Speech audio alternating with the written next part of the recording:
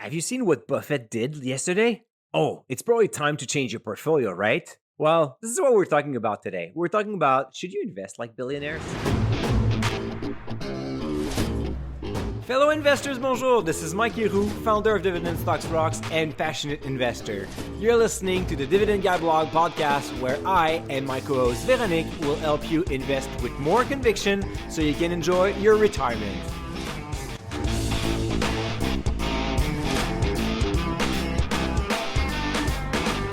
Dividend growth investors, bonjour. Mike Leroux here. You're listening to the Dividend Guy podcast. I hope you are doing well and you're feeling rich because we're talking about serious money today. Right, Vero? Right, Mike. And the idea came from another podcast actually, because part of my job is to be aware of what other investment podcasts do. And I must admit, sometimes it's a source of inspiration. It was the case because I saw a podcast titled Invest Like a Billionaire.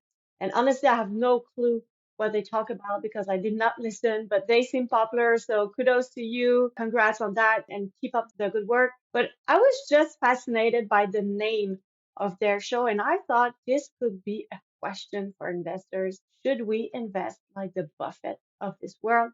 This is what we will answer today. It surely drives fascination. It's kind of ironic because I am also listening to a podcast that used to be called Billionaire Creator or Creator Billionaire. So it's ironically, I was like, of course, my business is very far from making $1 billion in revenue, but just like thinking about that big number because $1 million Mhm. is not enough. A millionaire is like a common person.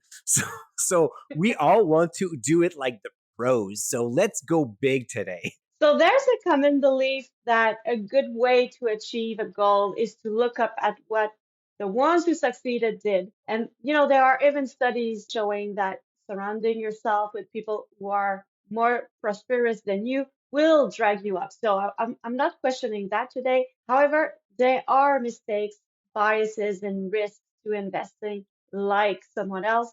And this will be our focus. Yeah, because I think there is a big difference between having inspiration versus doing what somebody else is doing. I see my son watching hours of clips for like from soccer players and hockey players doing like moves and dekes and stuff. And then I coach as well, and I see like those kids, they're just like practicing those moves before the practice begin. They just love Mhm. to just try to mimic what they see on videos. I don't think they really believe that they're going to become the next Messi or the next McDavid, but they're No? just a way to improve their skills. They're just like Mhm. able to see, oh well, here's how that person is doing it. So let me try. And by trying, it's great because it raises some level of passion. You practice a little bit harder, a little bit more of determination. So all of those things you can get as a source of inspiration. As long as you're not ready to quit school and becoming a professional hockey player, everything should be fine.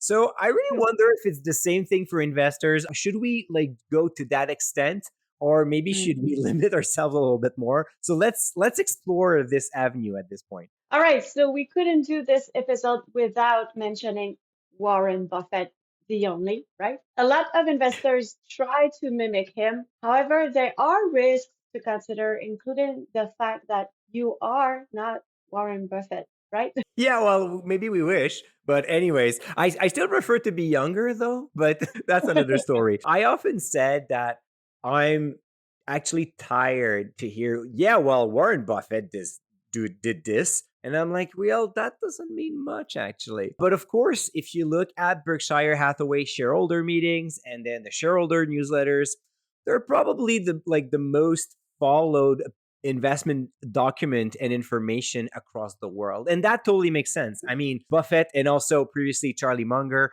they are like the best investors in the world. They know stuff that maybe we haven't figured out. And there is a lot of great wisdom to gather from what they have to say during interviews or during their shareholders meetings and newsletters.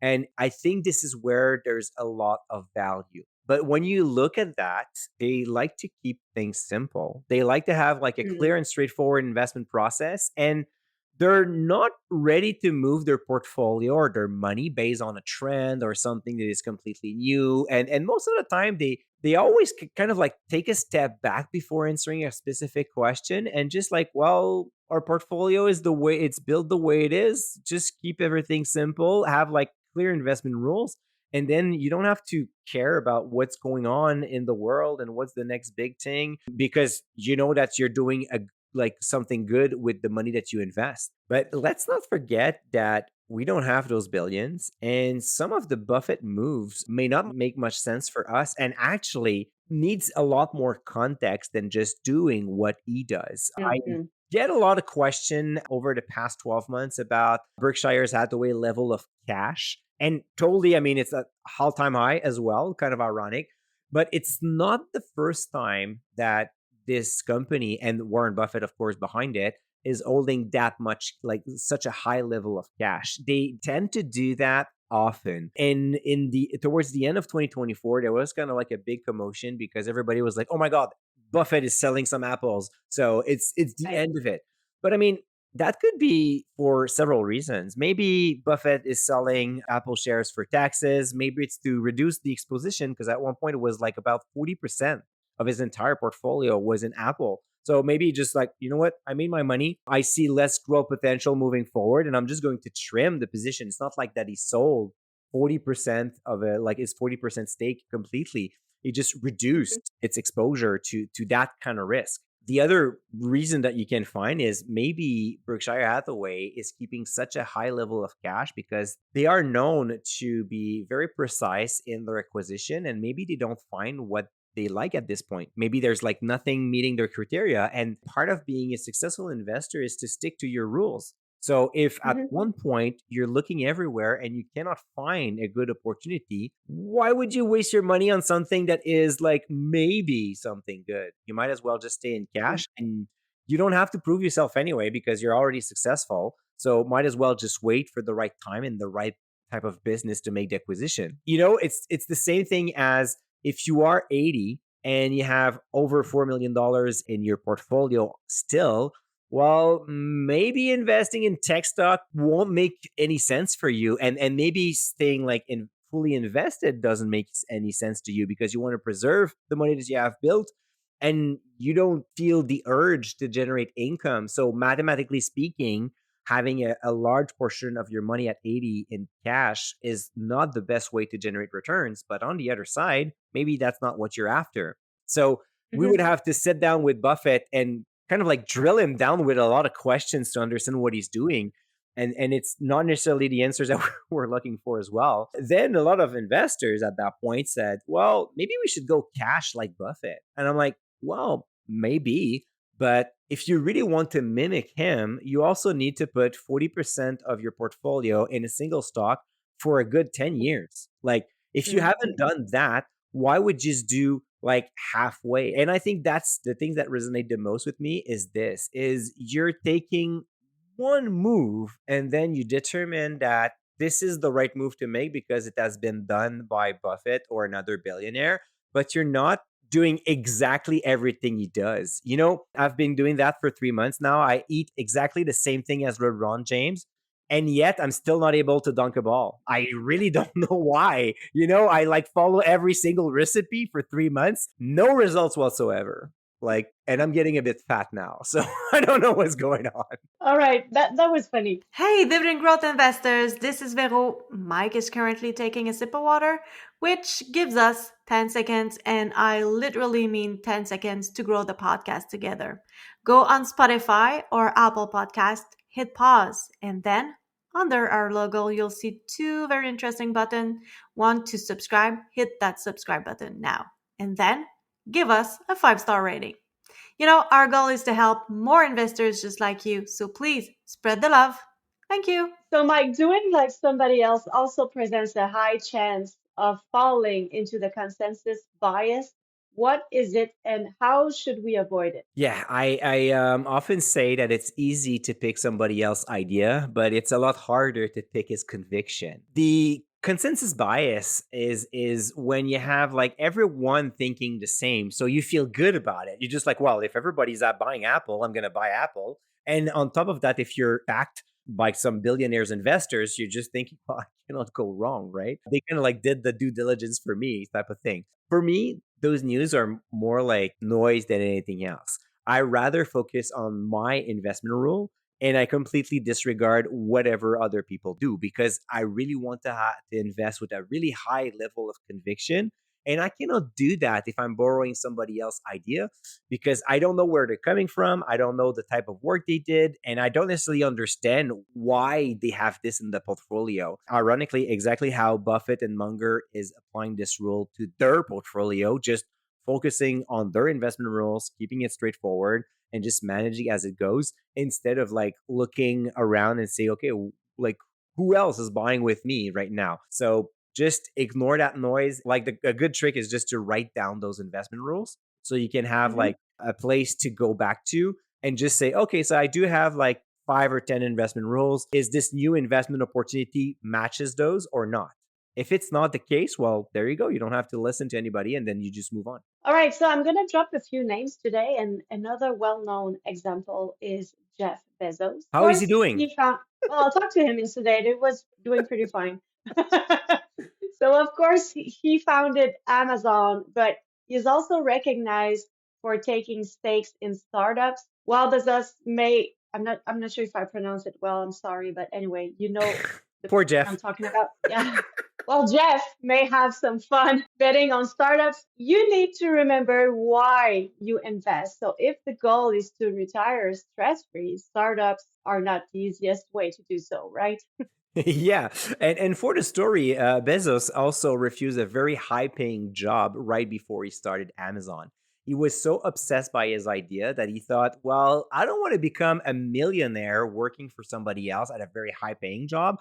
I rather Mhm. build my own stuff, my own business, and then he just like focused working on what really matters. And you're going to see that from a lot of billionaires. They will first have a very narrow focus on what matters to them, and they will be willing to take super high risk and invest with a very high level of conviction. You know, we all want to see that we invest $1,000 and we get out of it with $1 million in our portfolio, but it's a lot more complicated than this. And you know, I used to work as a private banker, so I had a lot of clients. Of course, they were not as wealthy as Jeff, but a lot of them were angel investors as well.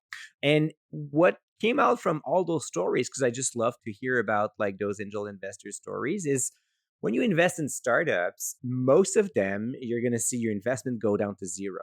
So from time to time, you will hit the jackpot. So that is a true thing.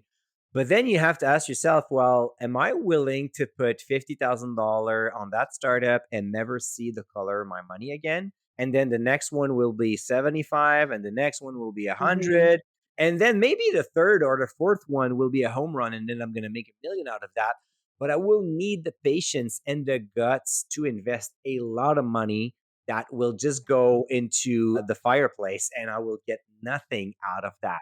So, yes, you could get out of it with a huge amount of money, but you have to consider if it's the right fit for you. And if you have that knowledge as well, I mean, keep in mind, those billionaires, they also have like a very large network of connections. They know a lot of people and they probably have the time to take a serious look at the investment startup, at the projects, talk with the CEO, all of those things that you and I may not be able to do so. So that is also another type of thing. You mentioned in the intro, if Mhm. you surround yourself with great people, it's going to level you up. Well, of course, in your network, your social network, if you have a lot of people that know something about a specific industry, you're going to have more knowledge and more ability to identify an opportunity in that field. It also opens the door to the confirmation bias, which is to give more credibility and weight to an idea as you accumulate data. Of course, again, having a billionaire investing in the same stock as you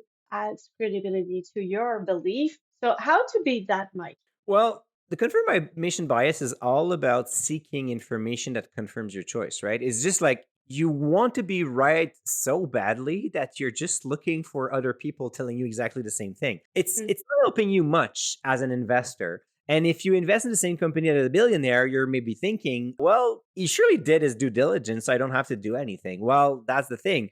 I rather know what I own and why I own it. And if I don't do my due diligence, I will not be able to explain why I have this stock. Besides, well, I read that Jeff invested in it, well, that's a bit thin. What I like to do instead is to write down my investment thesis for every single stock. And then I take a few days before I pull the trigger, just making sure that I am not too excited about the new company Mhm. I've been researching on. Once I took that step back, I can go back to my research and look for potential problems, potential threats, and then maybe I will go on YouTube. I will read articles on Seeking Alpha, look at the bear case coming from Morningstar and other analysts, trying to find what could go wrong, just to kind of like destroy that confirmation bias. So instead of actively looking for people thinking the same way as I do, I'm actively looking for the opposite, just to make sure I can balance the pros and the cons. And I even use ChatGPT to confront me as well, just kind of like a discussion with it. And then it helps me to narrow down the risk and understand what could go wrong, which is super important when you invest in a company,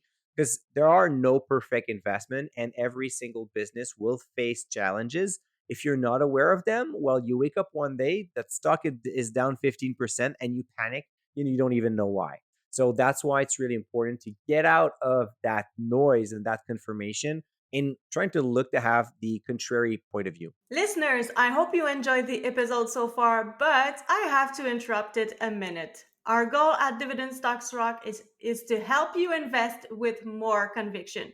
We know that dividend income is important for you, and this is why we have gathered all you need to know about it in the Dividend Income for Life guide. Right, Mike? Yes, I have a completely different approach when it comes down to generate dividend income, and I wanted to share my view with that. I wrote a series of DSR fundamental newsletters that were greatly appreciated by our members this year. I received tons of comments, and a lot of them were, Mike, you just came out with some very thought provocative concepts, and at this point, I really want to change my portfolio and follow this path to a better type of dividend income. So I've did a great review of those DSR fundamentals newsletters, packaged them together, wrote a few more pages of content, and built that dividend income for life. This guide, as you said, has been highly rated by our DSR members, and we share it for free with you today. To grab your copy, hit pause on your app, visit thedividendguyblog.com/income, and enter your name and email. You'll then receive the email with your download. And also, by the way, it's always a pleasure to hear from you, so please let us know how it helped you. Again, thedividendguyblog.com/income. Okay, so Benjamin Graham is known for using value investing, and it makes sense to buy low and sell high, but it may also push investors into focusing too much on valuation. So why is it a mistake? I love good old Ben. I mean, he has not been a billionaire, but he has been one of the founder of investing. Great mind, great wisdom, and sometimes as humans, we try to make shortcuts. So we often pick something that makes sense and try to make it like an investment role. So of course, buying low and selling high makes sense. I mean, the opposite would be completely stupid. That's the whole point of investing. But trying to apply that is a little bit more difficult. I've seen a lot of investors saying, oh, yeah, I'm going to buy at this price. Like at $53, I'm going to buy. And I always ask them, why not 54 and 11 cents? Or why not 52 and 35? And they're always like answering back, like, Mike, you don't know what you're talking about. Stop clowning around. And I'm like, well, you pull out that number for somewhere. And then why it's not a little bit higher or a little bit lower, that puts a lot of pressure on your assumptions and your valuation model, which of course is always based on guess and assumptions, which is really difficult. And I'm not saying it's not important, but I'm just saying it's almost impossible to determine the right valuation for a stock, because why Right. your calculation would be better than thousands of others investors, right? And just for fun, do you think that you're a better driver than the average, Vil? For sure. Of course, right? Of course. And I agree with you. I agree with you. And if you take 1,000 people and you ask them, do they think that they're better than the average driver? Most people Probably. will say yes. Well, how can this be possible? Like, mathematically speaking, if you have an average and you have like 80% thinking that they're better than the average, something is wrong. Well, it's Mhm. exactly the same thing with stocks. So instead, I prefer personally to buy quality stocks. So companies with robust financial metrics. The numbers will dictate the story. And then, yes, maybe sometimes I'm going to overpay for a stock, but in 10, 20 years from now, it's not going to matter that much. In an ideal Mhm. world, well, I would have paid less, of course, but it's really difficult. And ironically, when I look at my portfolio, my best performers over the past 10 years, most of them, I bought them at a all time high. So most of them, I bought them at an overvalued price, and yet they're still better today. So it's really, Mhm. really difficult, nearly impossible to have like a good valuation process where you're going to be right. And sometimes when a stock looks too cheap to ignore, it's because it has a poor future and the market see that and it's not willing to give any love to the stock. So you have to be careful with valuation metrics as well. So I still agree with Ben. It's a good thing to buy low and sell high, but it's a lot tougher to do it. Mike, did you know that Bill Gates has close to 80% invested in four stocks? And these are, of course, Microsoft, Berkshire Hathaway, Waste Management that we like, and Canadian National Railway. Pretty impressive, right? So, what are the issues, though, associated with that, like investing 80% of your portfolio in four stocks for investors like you and me? That's crazy. I didn't know that about like only four companies. And it's kind of like a good example that Bill and I share a lot of in common. Our love for Microsoft and Canadian National Railway. Well, that's about it. So not so much in terms of comparison. Well, and that's the thing. I mean, Bill Gates. I mean, he's elsewhere in his life. Obviously, he made his fortune already. He's probably following and knowing those companies like no others, especially Microsoft for sure. We can deduct is kind of like surrounding with his investment in Berkshire Hathaway. So probably that he got some good tips too. But Hmm. that's the thing. I mean, he's in a different place, focusing on a very small amount of companies. Are you willing to take that kind of bet with your retirement portfolio? I mean, if you're right, like Bill is almost right about this, well, then yes, you're going to make a ton of money. But on the other side, I don't know. Like personally, I prefer to protect my portfolio against myself, against the mistakes I could make. And I would prefer to have like 30, 35 stocks in my portfolio instead of four. But I mean, maybe that's the reason why I'm not a billionaire as well. As I said earlier, they do a lot of things with a very high level of conviction. And I Hmm. know some investors, they do that. It's just that you have no room for mistakes. So if you think that you're right all the time, it's definitely a good strategy. If you want to be on the safe side, maybe a little bit more diversification could help too. So that reminds me of another bias, which is regret or loss as aversion. Could you explain it to us? Well, loss aversion, one of like the most interesting one in my opinion, because it hurts a lot more to lose $1,000 than you're happy to make $1,000. Just about a feeling. So a lot of people are thinking, well, I don't want to lose what I just made, especially with the recent years on the stock market. We've seen like such great returns. You want to protect that capital. You're kind of like, oh, now it's made. I don't want to lose it anymore. The thing is, if you invest like a billionaire and you follow their tricks, you're thinking, oh, they're not gonna move, make bad moves and lose money. Well, it's completely wrong. Even Buffett did a few bad trades. Of course, the good ones are more than enough to compensate. But at the same time, as I said before, if you want to compensate all your bad trades, well, having 40% of your portfolio in Apple over the past 10, 15 years has been pretty much a good way to compensate any kind of problems. The fear of regret is also quite important because you have this feeling that you're going to miss out on investing in AI. You're going to miss out on investing in crypto. You're going to miss out investing on renewable energies that we discussed last week in our podcast. But that's the thing. If you regret not investing right away and then you rush your investments and not do your due diligence, you're going to hit a brick wall quite fast. And you might as well just follow the rules instead.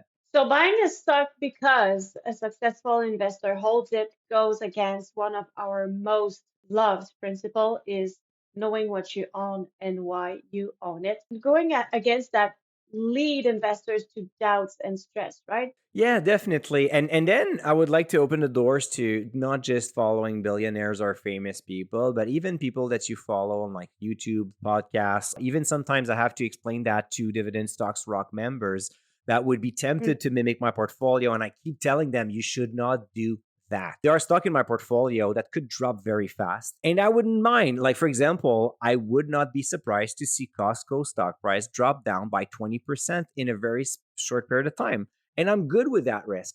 Well, did I went 5 hours to talk about the risk and why Costco could drop by 20%? No, because I don't just go for 4 hours, 4 or 5 hours explaining everything about my portfolio. So if you follow me and you follow my portfolio, you may just miss that part.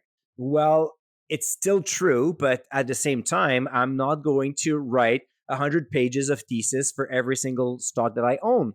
That is up to you to do that, not up to me. So I did the research that I wanted. And when you assume that somebody else did their due diligence, like which is true in my case, for example, but you ignore the work that was done. When I looked at Mhm. Costco, I am well aware I could lose 20% overnight just because the company is right now, it's priced for perfection. So if they report bad earnings, if we have like a whiff of a recession coming up, well, this is the type of company that a lot of investors, they will take their money and run and the stock price will plummet.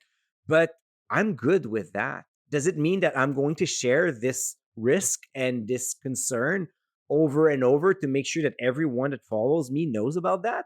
Not at all, because it's not my responsibility. It's yours actually to know this type of things. And again, that's my perception. Maybe it's never going to happen. And Mhm. we're talking about Costco for nothing. I often get emails from investors about stock ABC going down 10, 20% in a day. Most of the time, those investors are surprised that this happens. But ironically, it happens a lot more often than you know, especially if you look at your stocks every single day. And Mhm. ironically, most of the time when I receive an email like this, they are the one telling me, even if it's a big company, they're the one telling me what's happening on the stock market today because I just see that as more noise than anything else. I expect actually my stocks to go down by 10% in a single day. I've seen that so many times now since I started investing in 2003. It's not a Mhm. surprise. It's almost normal. The market is volatile, and if you're not willing to take that kind of hit, well, you should definitely consider going for ETFs or lowering your exposure to equities. But definitely not trying to mimic anyone's portfolio. Yes, again, you can get inspiration. It's interesting, but trying to mimic all the trades, I don't know. Like I'm about to quit that diet that LeBron James is following because definitely not gonna work for me. Well, maybe you're missing about a foot, Mike. Just saying. Maybe that was the key element, or maybe I need practice as well. Oh, anyways, I just prefer eating. Okay. So in the end, Mike, should we invest like billionaires and why? One last bias that we forgot to talk about today was the survivor bias. So investing like Mm. billionaires is like investing like in successful companies. We're just looking at the one that made it, that the one that did the Mhm. right thing, but maybe plenty of other people tried to build Amazon and only Jeff Bezos succeeded and all the others they failed miserably, but we don't hear about them because there are no survivors. So you have to be very Right. careful about what you're trying to mimic as well. Get that inspiration, understand the rules and the processes that those guys are following. It's a lot more important to focus on the process than focusing on the results of buying stock ABC because your favorite investor just did it. And it's actually true on a lower level as well, like following some people online or even your best friend or your brother-in-law that is so successful with those penny stocks. Maybe it's your thing, but maybe it's not. So you have to follow your Mhm. investment strategy instead.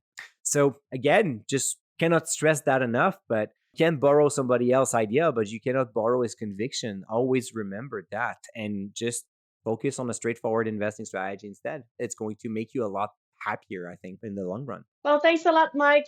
I always appreciate your guidelines. Listeners, while it is fun to get inspired by others, you should never do it blindly. To build a lasting income at retirement, download the Dividend Income for Life guide for free at thedividendguideblog.com/income. For the show notes and related content, visit thedividendguideblog.com/216. If you enjoy what we do, hit the subscribe button underneath our podcast logo to avoid missing any episodes and leave us a 5-star rating. Until next week, stay invested. Stay invested. Hey fellow investors, it's Mike here. I hope that you have enjoyed this episode. Please note that the Dividend Guy Blog podcast is at no time issuing buy or sell recommendation. Please do your own due diligence as this podcast is recorded for information and hopefully fun purposes only. Make your research, make sure you do your stuff. We're not responsible for your losses or your profit after listening to this episode. And until next one, stay invested.